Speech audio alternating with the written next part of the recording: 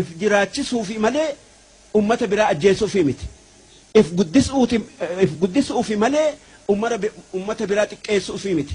Namni nu xiqqeessu ifuma xiqqeessi malee waa haasidni hin abadan hin bakka hin ga'u. Namni haasida namni jedhamu namni biralleen akka nun hassanne nuti hamtuun deemnu gaariif deemna xiqqaa guddaa obboleeyyan keenya afaan keenyan dubbatuu fi kaanillee akka bakka ga'anii guddatanii waliin jiraannu barbaada. Gaa ummanni keenya kan amma dhaabbatee jiru kun gaa waan waajiba nama hundaati. Kanaafan akkan je'e waa hedduun dalage silaa waan Oromoodhaaf tolu hedduun dalage walaloota akka keessatti akkan je'e